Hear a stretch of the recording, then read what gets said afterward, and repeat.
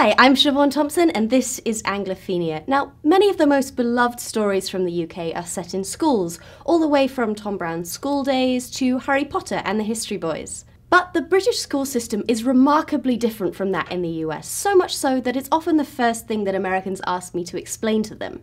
So, here is the Cliff's Notes version of how the British school system works, but study up because there's going to be an exam at the end of the video. Public schools and state schools. What Americans call private schools are called public schools in the UK, and what you call public schools, we call state schools. There are also some private schools that don't call themselves public schools, they call themselves private or independent schools, but most of the ones that Americans are thinking about, you know, where people live in a mansion and wear a very silly uniform, are called public schools. Got it? Most state schools these days are comprehensives, meaning that they accept students of every academic ability, but there was a system that's still in place in some areas of secondary modern and grammar schools. There, kids take a test at 11 to see what type of school they'll go to, the grammar schools being more academic and the secondary moderns more vocational.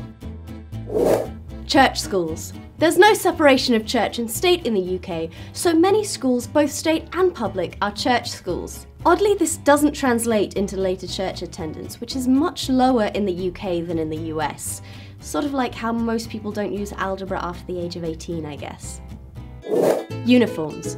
Pretty much all schools have some kind of uniform, ranging from a school jumper all the way up to the white tie and tails that they wear at Eton. The idea behind it is to create a sense of identity and school pride. See? Still fits. Prefects. In British schools, older students can be chosen to be prefects.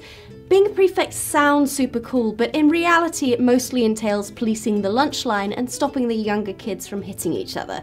You do get a cool badge though, so that's something.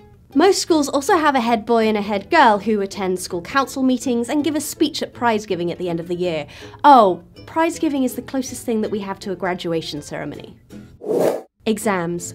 National exams are a huge part of the British school experience. It's all very simple. You take GCSEs at 16 and then A-levels at 18, which are kind of like AP exams, but different. Also, in Scotland they study for Highers instead of A-levels, and GCSEs used to be called O-levels. Also, AS levels happen in the middle of A-levels. Look, this is the most complicated bit, I promise. Revision. This is just what we call studying for exams. It's not a biggie, just a lot of people seemed confused about it. Juniors and seniors. Instead of the American system of elementary school, middle school and so on, most British schools are divided into juniors and seniors. Junior school, also called primary school, is for 4 to 11-year-olds, and senior school is for 11 to 18-year-olds. At some public schools they divide it up a little differently. They have pre-prep from 4 to 7, prep from 7 to 13, and then senior from 13 to 18.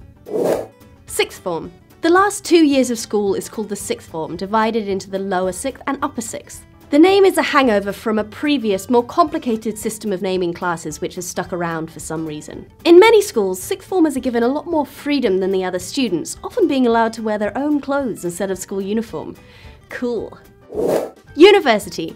You apply to do a single subject at British universities and only study that one thing. No maths or language requirements or any of that other stuff that you have to do at American colleges. Bachelor's degrees generally take 3 years, and you know what, let's just cover this in another video, it's very complicated.